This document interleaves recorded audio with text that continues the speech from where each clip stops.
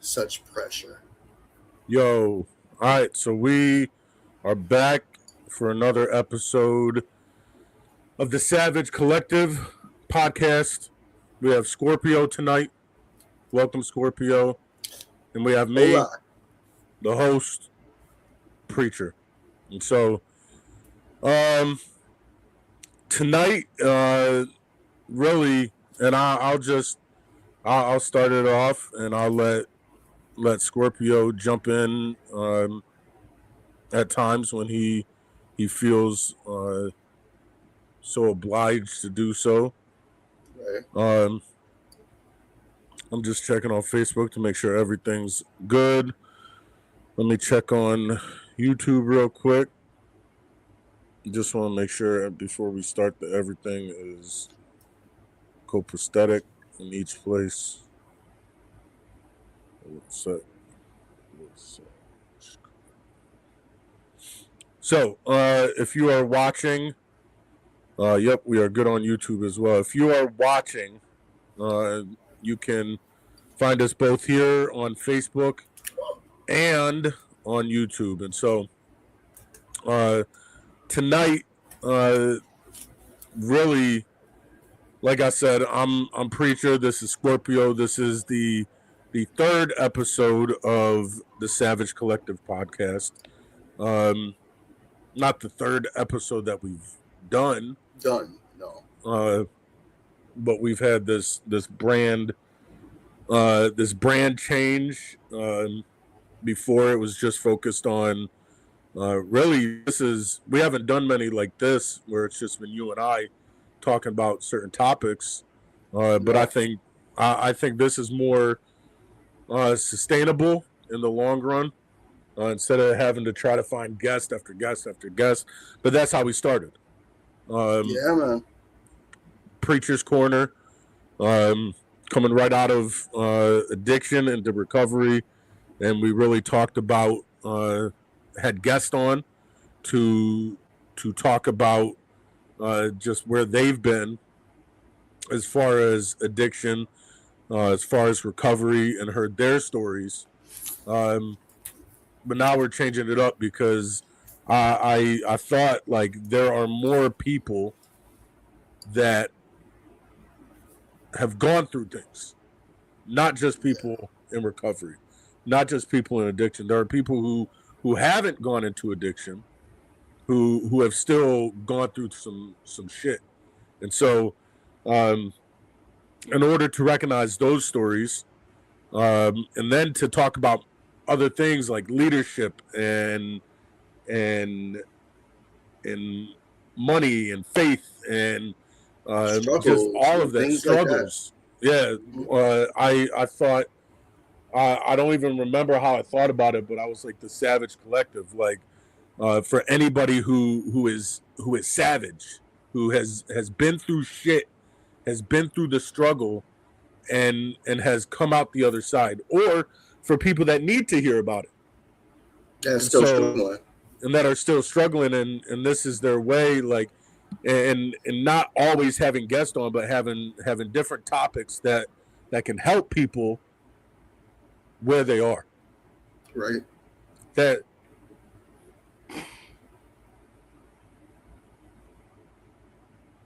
can help people that are hurting, that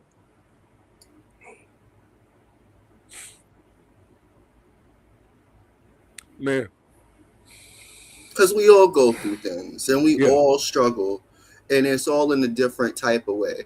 You know, we struggle in our everyday lives, whether it's addiction wise, whether it's relationship wise, whether it's family wise, you know, whether it's your relationship with another or trying to open up, or it's you're struggling through your recovery. Recovery is not easy. You know, there's a constant struggle, you know, and your mental health is something that's very important. And unfortunately, in our lifetime, you know, now mental health is starting to become a very strong thing that people pay attention to. But there was once upon a time where people didn't pay attention to mental health and people took it for granted. So we're lucky enough now that we're in this time period where people put more emphasis on your mental health and how important it is. I know that for me myself, just recently, I broke my foot and I was going through, I didn't know that I could go through depression just by sitting at home. You know, I sat home and I didn't think it was that important. You know, I broke my foot. I kind of had to stay home, but I ended up realizing that if I don't do things that mentally help me throughout the day, I was going through like a small depression where I was eating bad foods and I was neglecting, you know, my friends and my family for no reason. You know, so I had to kind of catch myself. And that's kind of what our show's about. It's about helping people that struggle in everyday bullshit. And it's okay that people struggle. You're supposed to struggle. We're human, you know, whether it's, you know, whatever you're going through. And that goes for us as well. You know, we're not perfect individuals. We both struggle on everyday affairs. You know, we're just trying to stay above the curve. And we do that by doing these podcasts and by helping each other. You know, we do it by communicating with our amazing Facebook group that, you know, shout out to all of them. Love you all. You know, we also shout out to our families that we constantly talk to and communicate with. My mom, my dad, my cousins, all my friends that I'm blessed to have in my life that help me to maintain my sanity because I could easily lose it in less than 5.3 seconds. So to continue on this journey, what is our lineup for tonight? Hold on. I'm just trying to fix my fucking camera. Trying to get yourself together, bro. So I hate fucking seeing my camera like flipped. There we go. Okay. I'm actually using my laptop for the first time. It's awesome. That should be fucking shit. Alexa, turn TV on. I'm using the TV as my fucking front light until I get one. Alexa, turn volume to 0. See, that's how real and raw this shit is. He just did that just to do it. Just to do it. And it still isn't fucking flip. The fuck ever. The fuck ever. But tonight, like we said, we all fucking struggle. We all go through shit, and so tonight it isn't a feel good episode. This isn't an episode where it's like, yo, like, yeah, we're gonna laugh at times, we're gonna shit like that, but it's not an episode where it's like dedicated to something that like is warm and fuzzy like a fucking kitten. Like, we're not doing that shit. Sorry for my language if anybody's offended. Fuck you. It's the truth. But this is for people that are carrying something heavy right now, that are going through shit, that don't know like what to do, if that makes any sense. It's for the ones who know something is wrong but they haven't said it, they just can't voice it. Like the number one thing that even when I started Preacher's Corner, and it's even more so now since it encompasses a wider range of people, I've wanted us to be able to be an advocate for people that don't have a voice. Like, that's the whole reason why I was in the fucking Facebook group, Recover Out Loud, because I want to be. That's why I do what I do for a job. Like, because I want to be a voice for those that don't have a voice, the voiceless. And so that's what this is. And so tonight's episode, like you see, is talking about like, you see it coming.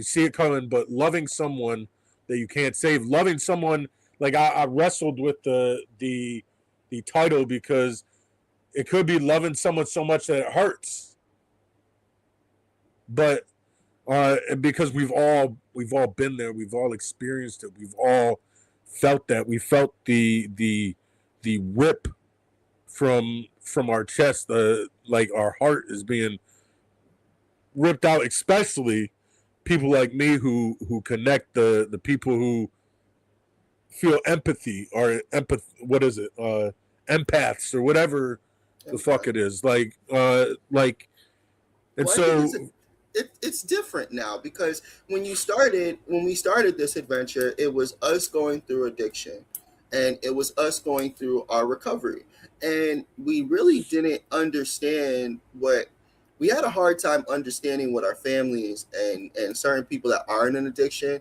what they went through. It was hard, and it's hard to understand that. But here we are years later, and we're in our addiction, and I think actually one of our episodes back in Preacher's Corner, we had a guest on that had his own. You remember that he had his own. You were on his YouTube channel, and then he ended up coming on to ours. And you're talking about Chris. Chris was awesome. Love Chris. I wouldn't be surprised if he's watching right now. Yeah, love Chris. And Chris was a big part of why we ended up looking at it from a different perspective, because Absolutely. Of what Chris was going through in his life. And then it was kind of connected at the time with me, because I was also in that bracket trying to learn it, and you were kind of new to it. Preacher was still trying to understand that. He was still trying to understand his family and his mom and dad and all his family, and why they, how they felt the way they felt, because he didn't understand it at the time. Now, fast forward, here we are years later, where we've, just like in regular life, we experience some shit as life goes on. And now we understand a lot more what it feels like, and the pain and the hurt and the, what's the other word I'm looking for? The faith that you have in the person. And sometimes they disappoint you, and sometimes they make you feel amazing because they do amazing things. But then there's other times where it's just, it's a lot. It's not easy to support somebody that's in their addiction and their active addiction to that. I know me personally, I struggle with that. I mean, I've been with my, what do we want to call her? Girlfriend, fiance, we'll stay in that bracket. I've been with her for almost 15 years now.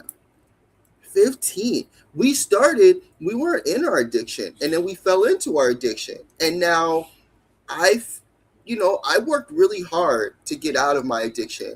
And I remember everybody, counselors and even Preacher and a bunch of my friends, and especially my mother and father, made it very clear to not talk to this girl while I was in recovery, because she would make me relapse. And I wanted to prove them wrong, and I have. I've been with this girl nonstop throughout my whole addiction, and here I am, perfectly fine. I have no concerns about doing drugs. I've passed my little, drug hump where I care about drugs at all. And now I'm in a very special place in my life where I'm at peace. But I struggle a lot because of a person that I really love and care about that is really deep in their addiction that I don't know how to help. I'm also a peer counselor and trying my best to continue to learn more about being a peer counselor. And it hurts sometimes to be like, I can help other individuals in their struggles, but the one person, the one that I really want to help, I can't. And it's I think that is because like you said, we came into this. I came into this because, like, as anybody who knows our story and how your story connects with my story, and if you don't, go back and watch one of in the beginning, because we explain how we both came out of addiction. And like I came out of addiction while Scorpio and his fiance and her sister were still in. I had to do what I thought at the time was, and it's one of the hardest things I've ever had to do was leave people that you care about, because like yes, we meet people that we never talk to again when we're in addiction and go into recovery, but there are people that you make genuine connections with when you're in addiction, because you all are going through the same shit, you all are going through the same struggle. And if it's like just passing by an acquaintance, like yes, you're not going to really build anything or create anything, but and then on the flip side, you might have people that you are like with all the time, just like we know the girl that got me started using, where you're with them all the time, but it's still, you don't really make a genuine connection. But then there's people where you make a genuine connection with, and that's how it was with Scorpio, his fiance, and her sister. Like we were basically roommates out of my car, like, and so we were always together for a good couple months. Like we struggled together. We were wondering, how are we going to eat together? We were wondering, how are we going to survive together? Like we looked out for each other. It was me, Scorpio, his fiance, and her sister, like against the world.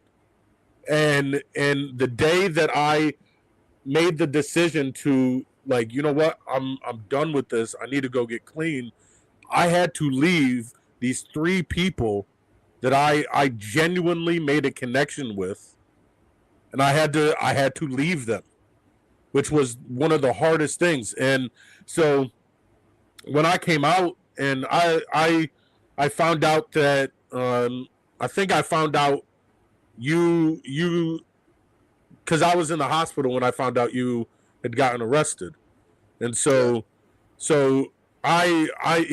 he's was a couple weeks behind me and getting clean, not by choice. Not by choice by any means. Not by choice. He was kind of voluntold. You either stay in jail or you get out and get help. And it wasn't an easy decision. I mean, I think a lot of it was I used both my past and my present. I used both my friends. I used you as a outline point to be like, well, damn, look at, the good things that he's got going on in his life as he's sober. And then looking back at my fiance and my sister-in-law and my other friends that were still in addiction and be like, damn, y'all are still in the same place I left y'all, like struggling. I don't want to do that.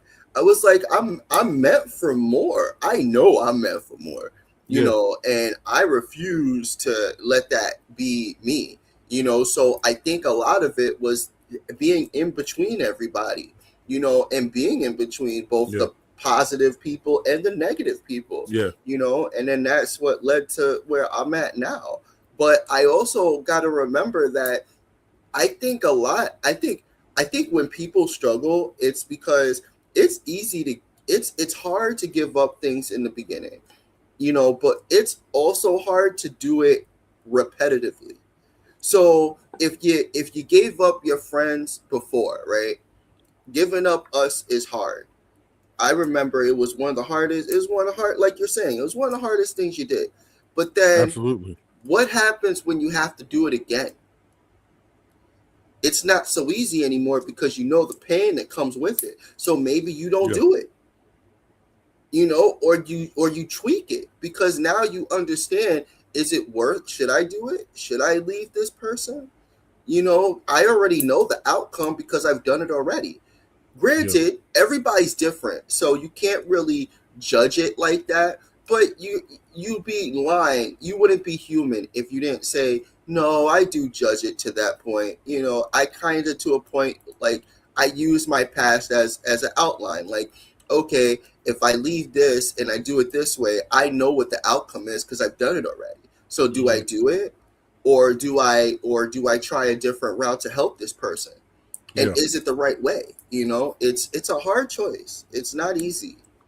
No, and I that's even like as we talk about it, I think like it is the first, not that it's the first time that I've loved someone so much that it hurts, but I do love you guys so much that it hurt me to walk away. And I know like we'll call her Kathy, your sister-in-law. Don't wanna drop names and junk, but Kathy doesn't even sound right. Kathy doesn't even, she is not a Kathy. It doesn't sound right. What's the name Kathy? She always gave people? Kathy sounds like one of the Golden Girls. What's the name she always gave people? We can't use that. We can't use that. That's her sister's name. We can't use. That's a real person. We'll call her. Her sister would be on my Facebook so fast. We'll call her Tammy. Why are you using my real name? We'll call her Tammy. So Tammy's fine. So Tammy writes us online. Tammy, how do you know me? How do you know him? Bitch, I don't know you. I don't call females that word. Just throwing that out there. But like I said, see, there are going to be times where we laugh, even though this episode is going to be like deep. But Tammy, like, he wants to make it deep. Where was that? Oh, I know that Tammy. She. I'm just going to say your fucking sister-in-law. Your sister-in-law. You could have. Like, duh. I believe that she felt I was making the decision because I did not love her. Yeah. And that I did not love you guys. And that it was easy for me. Man, fuck, I'm saying all this and it's just making me think about different things. But it should. But she felt I was making the decision because I did not care about you guys. But I was doing it because I cared about you guys. Yeah. Because and you and I had a talk. Like when I dropped you guys off, you were like, "Yo, can you give me a ride before you go to the Veterans Outreach Center?" And I was like, "Word, I got you." After I gave the girls like 30 minutes to clean out my fucking car. And clean it out they did. Fast as fuck.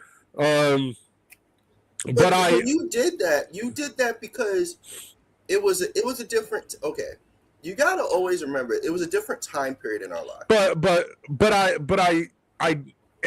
told you this. I didn't tell them this, but I knew they wouldn't take it the way I needed them to hear it. Yeah. But I knew you would, because and so like I even told you like I'm doing this because I know. Because what's the one thing I told you guys after? Because I'll just be straight with people listening and whoever comes back to listen. I OD'd back in January of 2024. And it, I think the thing that connected me with you guys was the fact that you guys saved my life. Because if it wasn't for Scorpio, if it wasn't for his fiance, like hella props to his fiance. Because that girl does not move for shit. But she like I have seen stop traffic move faster than her. But she booked it to save my life. Booked it. And so and then your sister-in-law jumped into like savior mode automatically. Like ER. So, like ER, like it was an episode of like 911 or something. And so like, I think that's one reason why I connected with you guys like that. That day showed me like, yo, these people are really my friends. These people truly love me and care about me. And so, like I told you guys, what did I tell you? Like, I will do anything that I can. I will do whatever I have to make sure that you guys get off this street. And one day I realized I can't do that if I'm on the street with you. And so that's what really drove my decision to go get clean. Like that's what drove my decision to go and do the things that I needed to, because I knew with me leaving, that was going to spark a change. And yes, like right now you just got out, but we are like, and I still have hope. Look, right now your fiance is one step closer to getting out than what she was like a year ago. Yes. And I still have hope for your sister-in-law. Like, but that's you and Julia, or damn, I just said her name. You and your fiance, I'll say Juju, like that's her nickname, so nobody's gonna know that. You and Juju, no one will know that, except all the people we used with. You and her family, her friends. You and Juju. Well, they don't know who the fuck we're talking about either way. You and Juju would not be where you are if I would not have made the decision I made. And so that's like, but when I made that decision, it was based off of me trying to do the best thing. And when I came out and I started this podcast, it was so that I could help other people who might have been going through the same thing. And then when you jumped on, like it was that extra like push, like, yo, bro, not only do I get to do this podcast, but now I get to do it with the dude who was right next to me while I was using. Like, and we can build this together, and we can while we were doing dirt together, now we can do something beautiful together. And so like that's what this is all about. And so like that's what I really want to jump into today, is just like loving somebody so deeply, loving people so deeply that it's not surface level, because we saw it all the time. Like, we lived in a world where sex was nothing, and like everybody was sleeping with everybody. I did not sleep with nobody, because they got shit. But like what the fuck? I ain't sleep with nobody. Like it was just like the world that we lived in, like relationships and sex were just something that you played with. And so there wasn't really a deep love for anybody. And so, but I want to talk about loving somebody so deeply, not surface level, and being emotionally connected, being invested, being emotionally present, being emotionally real, and not just liking somebody, but wanting to build something with them. But then when that moment, but then that moment when something shifts, when it's not dramatic, it's not like in your face, but it's like subtle. And so that's what I want to talk about, like loving someone that you can't save, like, because, and not because we aren't someone's savior. It's not our job to save people, but I think at the same time we can be there for people, and we can help them, and we can things like that. But go ahead. I've been talking way too much. Here's a question we can ask, like, our viewers. Is that something, please write down in the comments. Do you think that's right? Should a person even put themselves in that position where, if regardless of what you care about the person or how much you feel like you have a connection with that person, should you get involved with somebody that's in substance abuse? or somebody that has mental health issues? Do you feel like that's like your thing? Some people don't believe that, everybody has mental health issues in a certain way, or they struggle with any type of substance abuse. So you gotta kind of open the door. Do I feel like, is this person worth it? Is this person, I can tell you, here I am 15 years into my relationship. Now, granted, I deal with a lot of shit when it comes to my fiance. I deal with a lot of issues, and I try my best to be the best man that I was raised to be. My grandmother, my mother, my father, my grandfather, they raised me to be a man of who I am, and I try to be that kind of a man.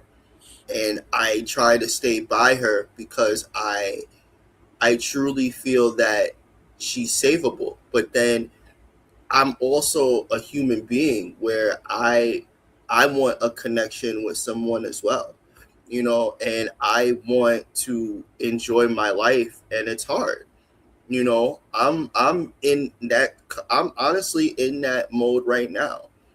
I've been doing this for a very long time, and I've been in sobriety at this stage for almost a year, 2 years now. And which means I've been dealing with her in this kind of a bracket for 2 years. That's a long time. That's why I think we're at a point in our relationship where it's either get with it or get lost type of move. We're not at the coddle stage anymore. I believe that there needs to be that moment, but now it's not. Now it's, you need to buckle down and either make the change or don't. And if you're not going to make the change, then I need to, in my heart, let you go and move on to something different to better my life, to enjoy my life. None of us are promised tomorrow. So to sit unhappy is stupid.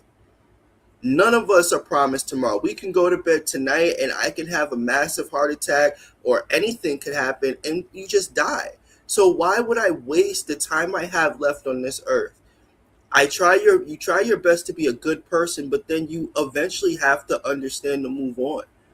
You've got to, because you'll spend the rest of your life in a depression, and you'll in a revolving door that never ends, and it's not fair to you as a person. And it's hard to make that decision. It's not easy. I struggle with it a lot. Granted, I will always be here for her. Don't get me wrong.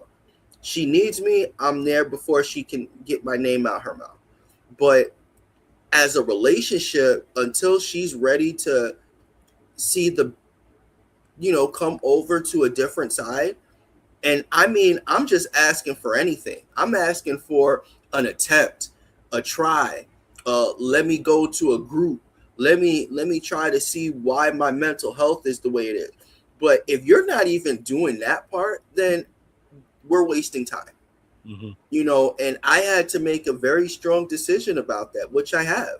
I'm not saying that I've left her high and dry. I haven't. I see her almost on an everyday basis, and I give her advice. I help her wherever I can, but I'm putting myself first. Yeah. So when I make decisions, they're based on me and then her. It's not like if we were in a relationship where my woman always comes first, because that's what the difference of being in a healthy relationship is. As a man, your woman always comes first. But 100%. in this case, though, because it's not the same, I'm not putting her first anymore. Now I'm putting my recovery and my life on overdrive.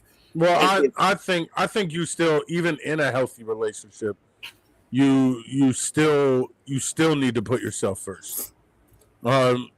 Because what I'm realizing is if you, and we say it all the time, like it's easier said than done at the end of the day, like, because I've said this all the time, like if you can't help yourself, how do you expect to help other people? If you aren't putting your mask on first, how do you expect to help other people put their mask on? And so, like, even in a healthy relationship, I'm noticing we need to put ourselves first, not in a selfish way, not in a like, yo, fuck you, I'm gonna do my own thing, but in a way where you like, I'm gonna take care of myself. I'm going to make sure I'm good so that I can be good for everybody around me. Just like I've been posting lately, like, I'm gonna grind out mainly for me. I'm gonna grind out first and foremost for me, so that even if everybody around me collapses, I'm still able to go. And so I'm gonna grind out for me so that I can not because for everybody, for me, but the benefit of it, the results of it is that I'm good for everybody else around me. See, I feel like that's stages, though. I feel like in a certain part of your life, yeah, you do need to grind and put yourself first. But that's not all the time. I believe that, honestly, those are different periods. Like, yeah. Well, it is, because you need to, and I just say because you still need to focus on yourself. Even later on, like, if you're feeling, oh, shit, I'm feeling drained, take some time off for yourself. Like do things that, like, and I'm noticing it, like, with the situation I'm in, because I'm trying to not say everything without saying everything, if that makes any sense. Like, I lost, as many people know, I lost a family. Not like, oh, they're unalived, but oh my god! Whoa! But, not like you know. So sorry to my ex-wife and my kids. Like, wow.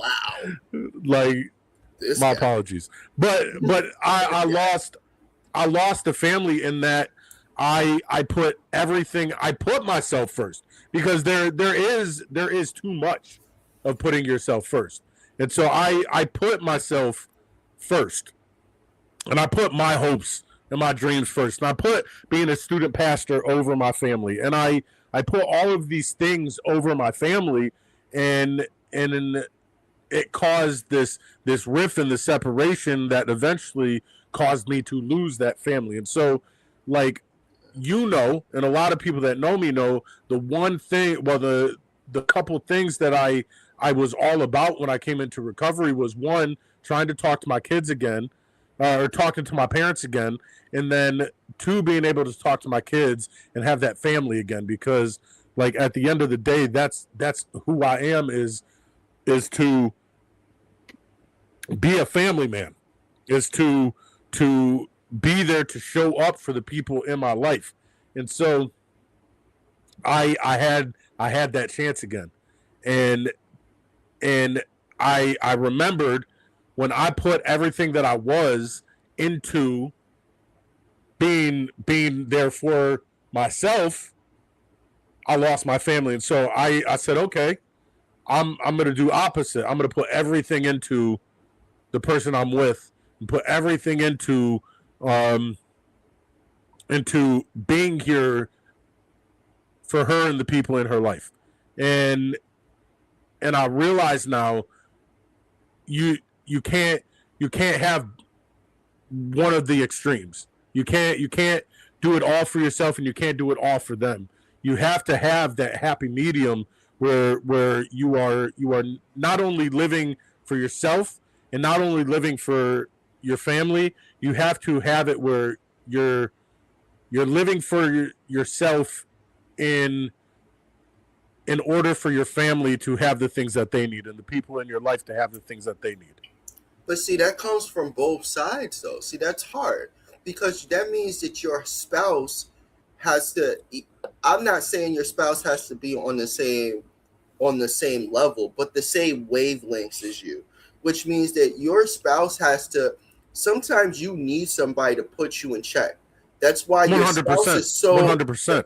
That's why your spouse is so important in this day and age. You need your spouse to be able to put the brakes on when you need it, and sometimes to put that fire under your ass when you need absolutely, it. 100%. And that's where my problem was.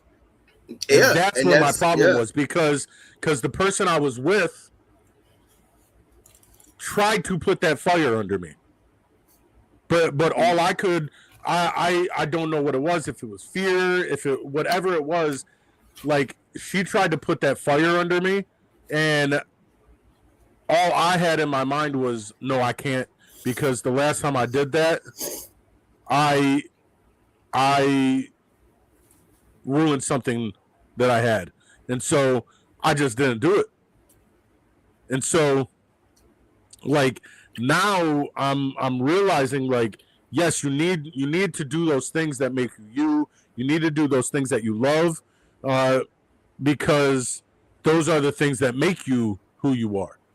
But at the same time, you need to set time aside for those that you care about, those that you love, those that are in your life, which I think makes you even better of a man, because you're taking care of your responsibility while you're doing the things that make you, which then in turn makes everything work together. I think a big part of that as well is communication, and 100%. I think that's the problem that there is nowadays. The communication part. Everybody's so scared to speak. Speak your mind. If I'm in a relationship with a girl, I would want you to speak your truth, nigga. Speak your truth. Tell me how you feel, girl. Like nigga, I don't like the way you did this, or I don't like the way you don't make me guess. Stop this guessing. Tell me how you feel so I can now make the adjustments. I've always been a direct person, and I hate that. I hate it with a passion. My job is not to be a mind reader. Tell me what is wrong so I can correctly fix me or whatever I'm bringing the problem into. Let me fix it.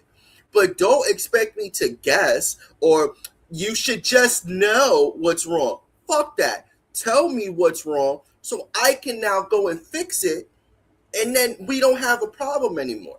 Instead of, well, he should know, or he needs to. No. I have too much shit going on in my life on an everyday basis to play this, ooh, let's guess your shit today. You got your own shit, I got my own shit. And I don't have time to play that guessing game, just like I don't expect you to play that guessing game on me. If I have a problem, I'm going to tell you. I may not say it forcefully, because there's no reason to be forceful about it. I probably come nice off about it. Hey, this is, kind of what's bothering me. Or, damn, where did that, attitude come from? Try to understand it. Not just straight, well, she gonna figure it out if I stop talking to her for a week. We're not kids. We're not 13-year-olds. Like, I'm not playing that game with nobody now. We're in our 30s. We're not young anymore.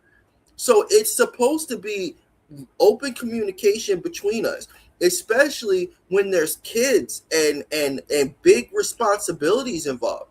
Like, we need to make big decisions, and we don't have time to play these kids games at our age. There's a different time to play those games. When you're in your 20s and you're in your teens, yeah, it's cool.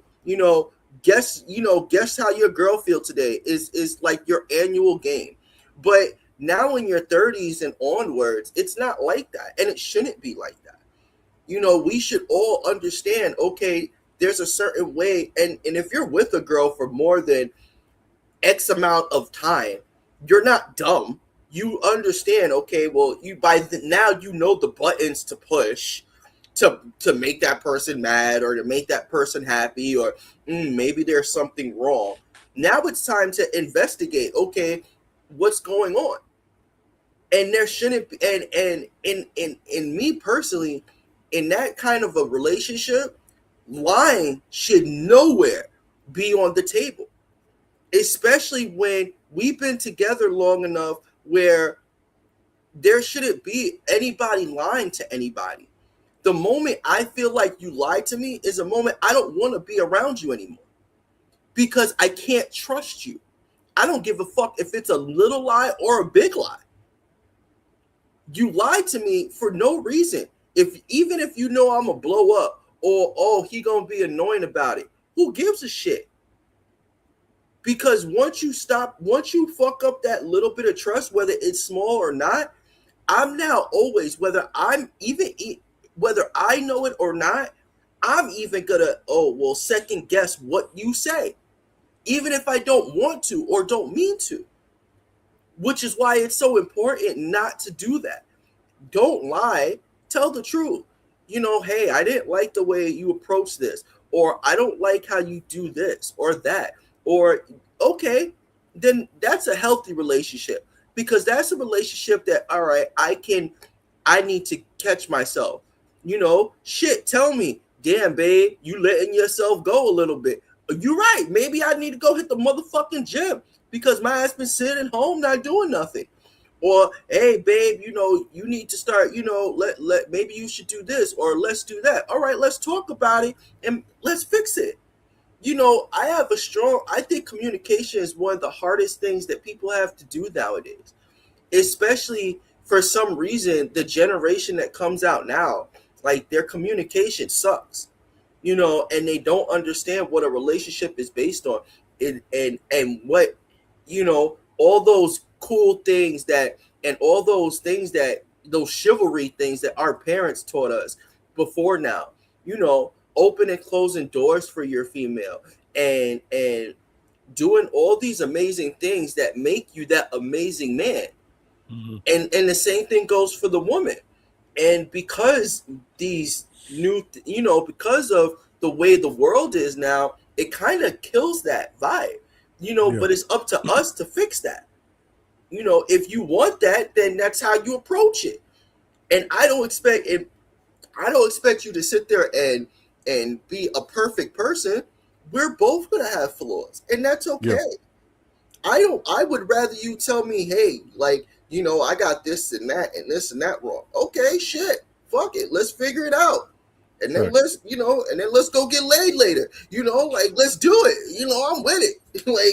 But I'm not gonna sit here and make it sound like I got everything figured out. I don't. And that's what's unfortunate with like my fiance. And I'm gonna stop saying that because we're not in that mode of my fiance anymore. That's an ex now. And that's because she put herself there. Not because I wanted to put her there. And now that she's put herself there, I've kind of been like, okay, well, it's time to move on. Not saying that I don't love her, not saying that I won't help her in any way, but it's just, okay, well, now I'm open the door for other people to come into my life because I want to be happy. And I know I have enough love in my heart to share with someone else, and I want to be the guy that, oh shit, he surprised me and he's taking me on a trip, or oh, he brought me flowers today because he was just thinking about me, or we're playing video games all night and it's something that we fell in love with together, or I got her to start watching Marvel movies with me, and now here we are going to fucking see Doomsday. Things that mean a lot to me, I want to share that with somebody. And unfortunately, the person that I wanted to share that with, their addiction has gotten completely out of control, and they won't let me help them. And you have to kind of understand, if you don't want the help, then it's not my place to make you want help. It's not. Everybody has to figure it out on their own. And I have to learn how to step back. That's the hardest thing that we as people in recovery, and especially people that have big hearts, they have a problem stepping the fuck back. Well, and I think that's like wanting to help the people that you love, like, and believing it, like in the bottom of our heart that we can make a difference at first. Like that, I think you said it in the beginning, like we are at this point in life, like, and even me, like pre-addiction, like all I did was help people, like, and so like we are people that love to help people, and so like looking at all the people that we are helping and looking at all the people that we have influenced and looking at all the people that we have spoken to their lives and they have taken something from us. I think what sucks being those kind of people is knowing that there's absolutely nothing that I can do to help the person that I love. And it's a sucky fucking feeling. It does. Especially when like you sit and you realize that and you're like and you see all the people that you've helped and people have told you how much you have helped them and you're like well, why can I help them? And then add on top of that being a perfectionist and things like that. So not only are you like, well, why can't I help them? But then you're like, is there something wrong with me that I'm not able to help them? Yeah. Like what am I doing wrong that I can't help this person that I love? And so our identity, like, because our identity, and I think that's why we have to make sure, like, and I'm realizing now that my identity cannot be tied to helping people. Like, no. I can't want to be the one who shows. Well, I mean, I have to simply want to be the one who shows them that there can be something better, like through what I do. But I can't fix the problem. I can simply be an example and be there to help guide and help support and help show them the way, but I can't be the way. I can't be that thing that fixes. Like, well, I can hold the hammer. I can hold the hammer, but I'm not the hammer. If that makes any sense. It like, does, because we're not meant to be. We're not meant to be that. We're not meant to be the fixers. We're meant to be the people that show you the path. You know, that's what being, I really believe that's what being a peer is, and a counselor and a KSAT and what you're trained for and what counselors, you know, I'm just now in the last, I want to say, couple of months, understanding now that I'm taking classes and I'm really looking at what a counselor is. A counselor is somebody that shows you the path. They don't force you to walk the path. They don't encourage you to do it. If you make a mistake, they don't scold you. It's all about, my job is to show you this is the path to this outcome. Now, I'm going to give you all the tools to get to this path. Now, but they have to choose it for themselves. Exactly. It has to be their choice. And me being in the relationship that I'm in, I see that's what I see that's what I've done. Mm-hmm. That's why I think at my stage in my life, I'm okay with, I love you, but I'm walking away. Because I know that in my heart, I've given you all the necessary tools and I've shown you all the necessary routes to do this. Now it's truly up to you. Now, if I'm not that, you know, if maybe I'm not the person that's going to put you on that path, which is fine. I trust me. I'm not going to lose sleep if my ex ends up with someone else and she's happy and sober. I swear on my great grandmother's life, I would not lose sleep over it, and I'm not going to be unhappy about it because I want you to be there. Because she has exactly what you've wanted for her. Exactly. And, so and you love her that much. Yeah. That all you care about, like, and that's the thing is, like, hold on, I'm going to find this quote from Bruce Almighty. Like, people are like, oh, what? Bruce Almighty? You know, you thought you was going to say something like, you know, philosophical, like, you know, oh, let me go look at something, you know, that Abraham Lincoln said, or he's like, let me go look up what Bruce Almighty said, and let me go check what Jim Carrey, the God, let me see what he says. So if Jim Carrey didn't say it. So he says this, and it's right towards the end, and Morgan Freeman comes up to him. Morgan Freeman, who is playing God in it, comes up to him, and he's like, Grace, do you want her back? Because this is after she prays that she will forget him and that he'll be happy. And so he comes to him, and this is when Bruce starts realizing everything that he's realizing, and God comes up to him and he says, Grace, you want her back? And he says no. And this is I think this is true love right here. And this is what Scorpio's talking about. This is how I feel. This is anybody who has that unconditional love for somebody, and all you want to do, you love them so much that you just want to see them happy, even if it means they're not with you. And so he says no. Hold on. He says no. I want her to be happy, no matter what that means. Mm-hmm. I want her to find someone who will treat her with all the love that she deserved from me. I want her to meet someone who will see her always as I do, through your eyes. And that's what it's all about.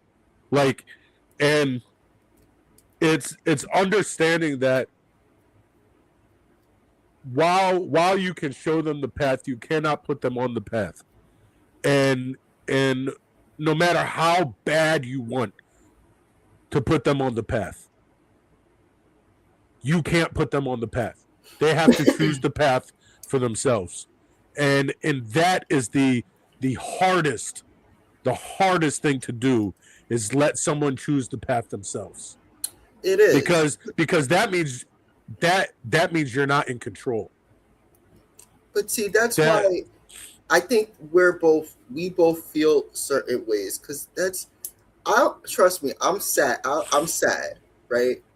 But then I'm also extremely excited and happy, because I get to experience something different, and I know that person does too. So trust me, I'm sad, but I'm not as sad, because I rather go down this adventure and see where it leads. That means that now you get to experience something new, and I get to experience something new, and man, it's going to be a fun adventure. And you know what? If by some chance, and I've always, and I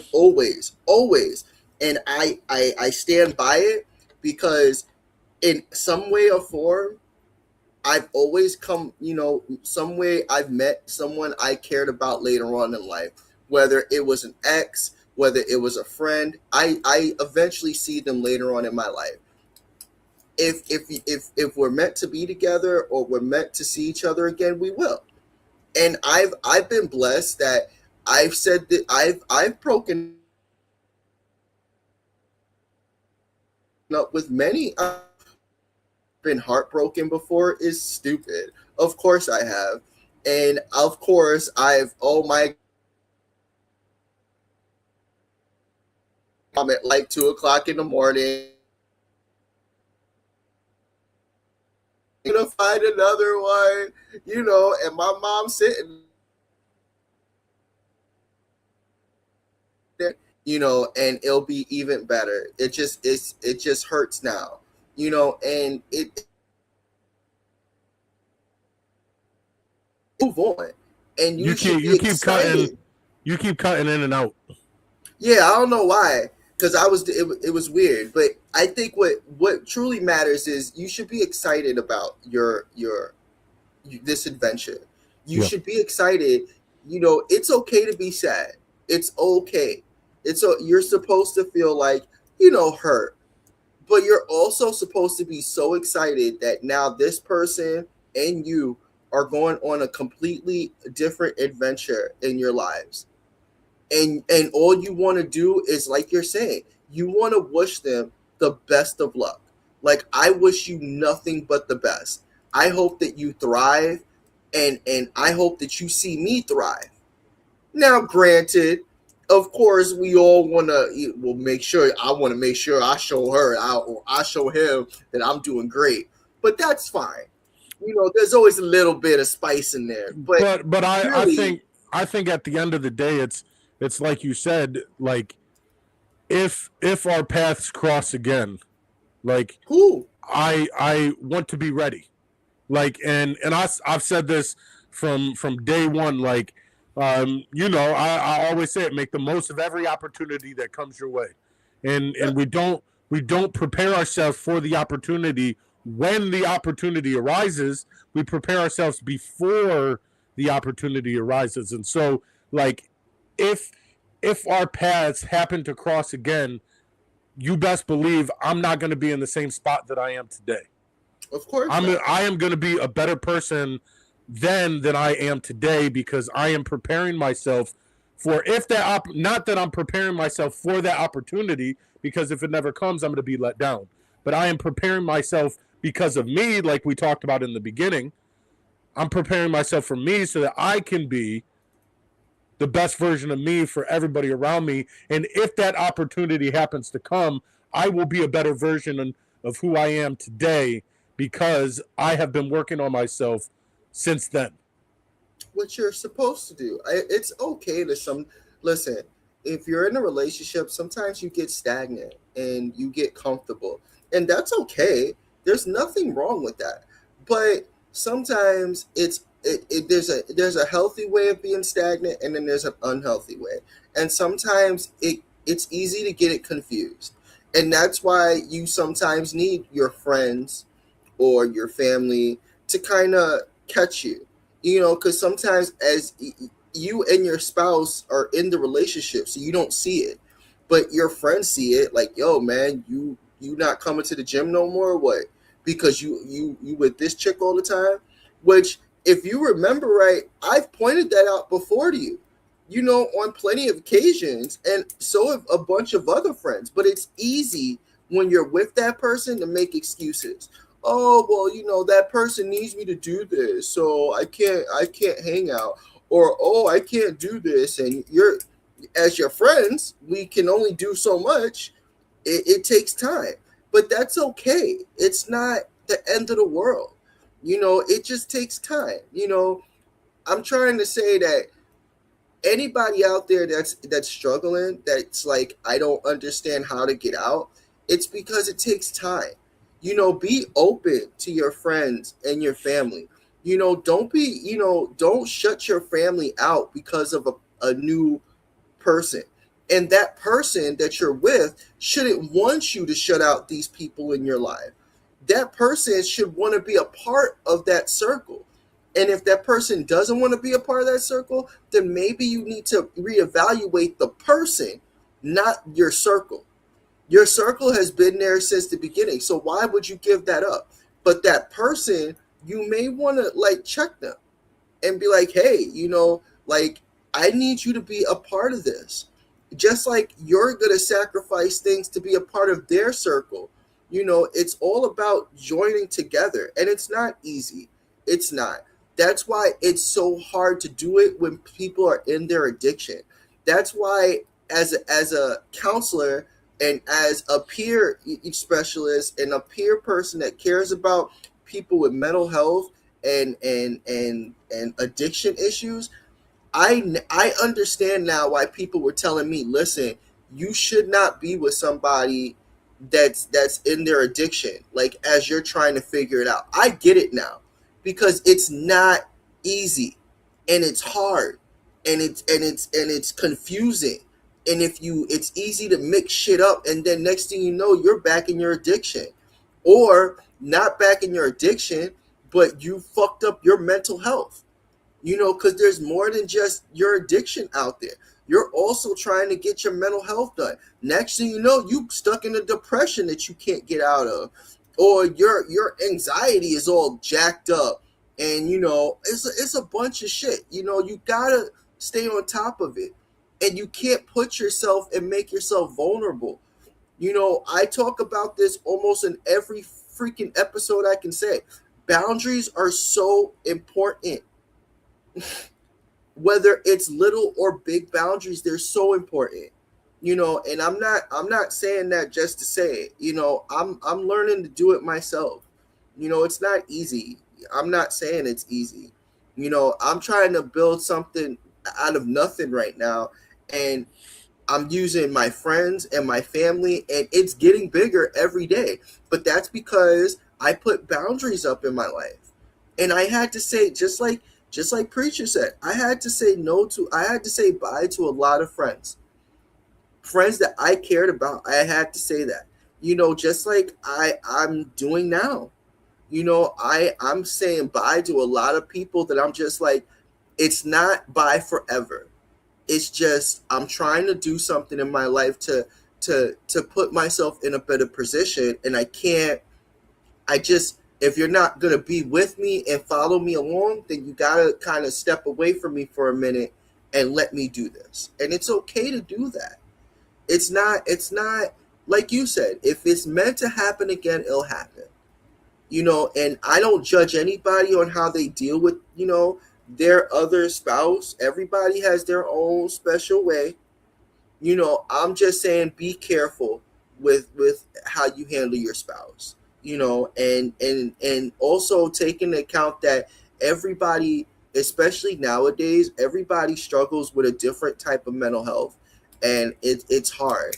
We're always so stuck on addiction wise. I have now come to realize that mental health is very important. Understanding someone's niches in their life and what's causing them to be anxious, or what's making what little thing do you do that makes your spouse depressed. You need to know those things, and if you care about them, you want to know those things. So you just gotta take your time.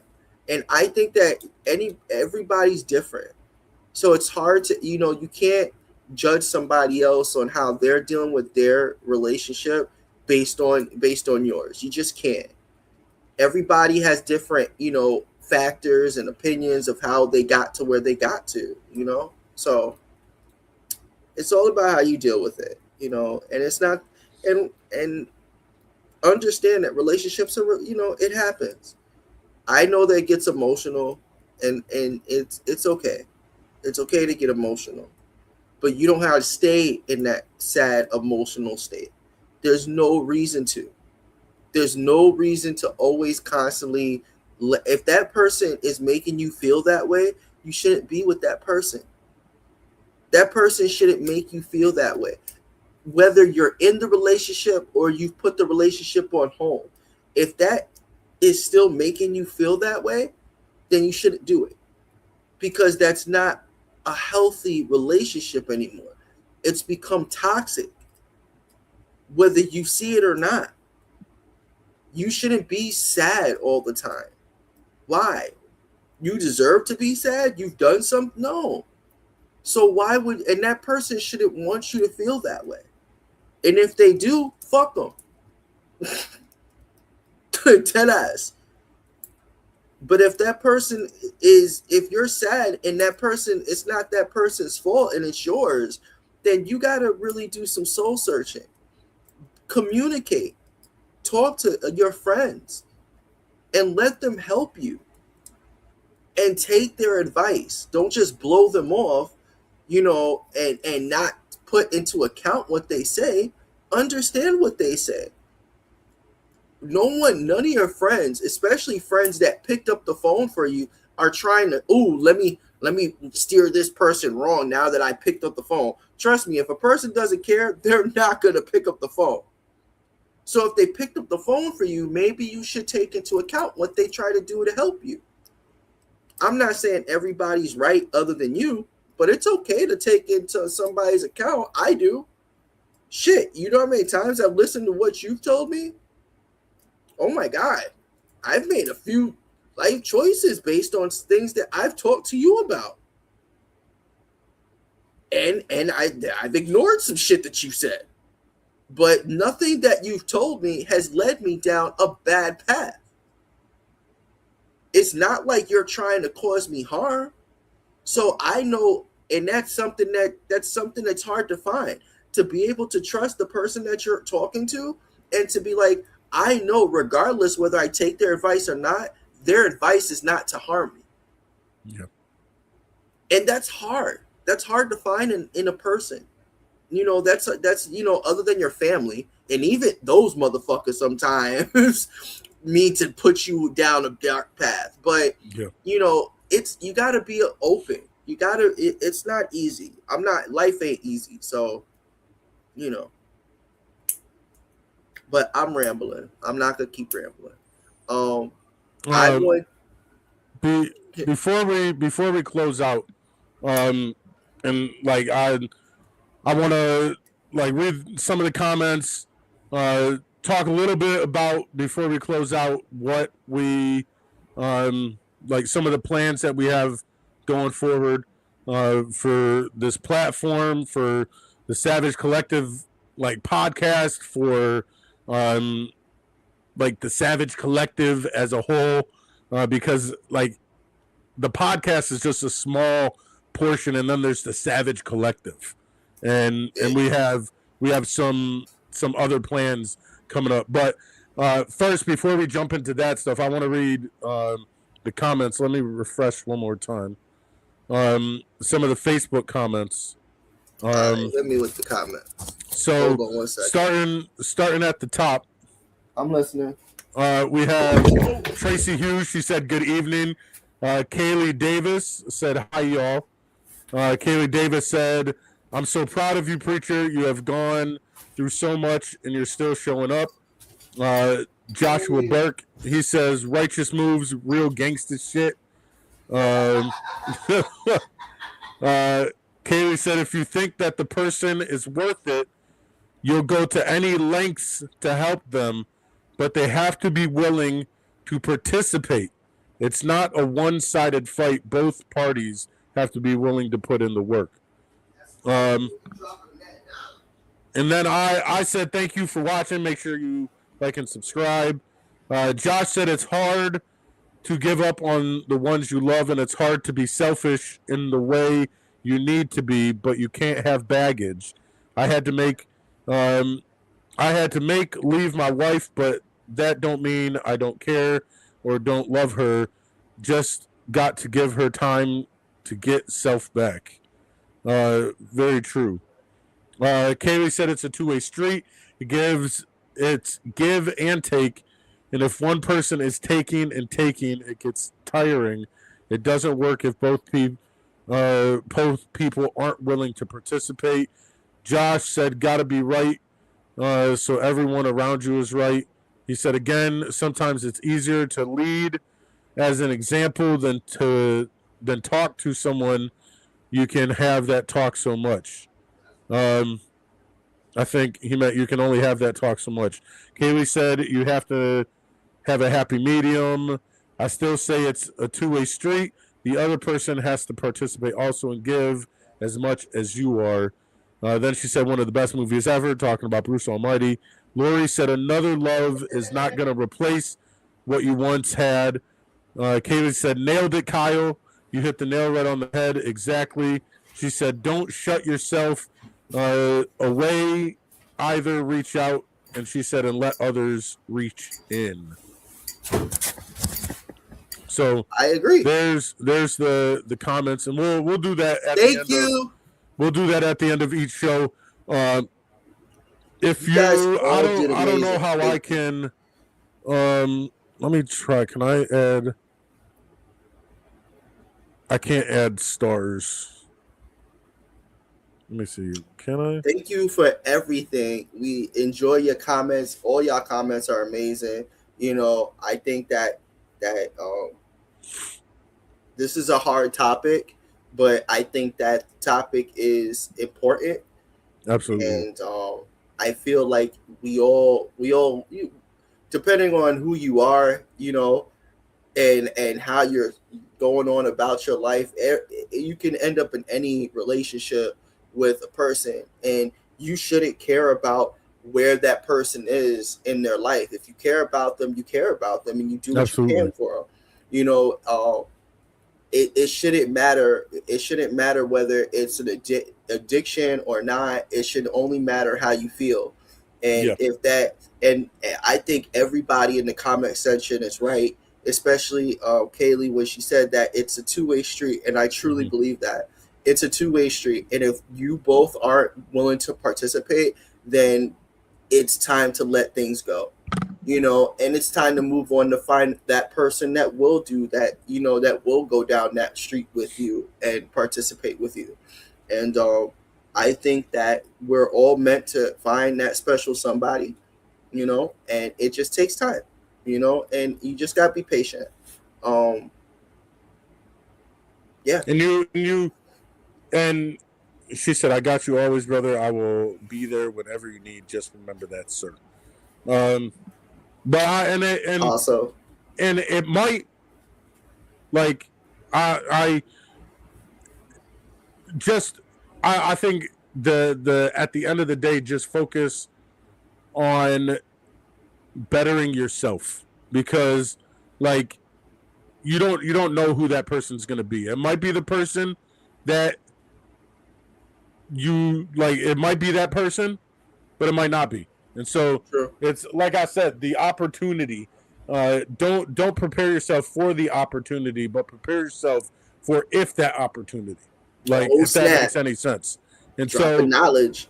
So just mainly focus on getting you right, so that you can be right for everybody else around you. And so, nice. With that, we have some merch. I'm working on a couple ideas that I have in my head. I said one day at work to the clients, I was like, I said, you're not late until you don't show up. And they were like, what? That makes no sense. And I'm like, exactly. So I'm going to put that on a shirt. You're not late until you don't show up. And get people like, huh? You're not late until you don't show up. Yeah, we make y'all think on this show. No sense. So if you're sitting there like that, how does that make? It doesn't make sense. That's why I'm putting on a shirt, because then people are gonna watch it. That's right. I have. I'm in the process of making that one. We have a shirt that says "I fucking hate it here." Like I said last night, if you want, right now it's just black and white. But if you want one in a different color, I have someone who wants it in pink, so I'm gonna work on that one. So if you want it in a different color, let me know, and I will do it in whatever fucking color you want.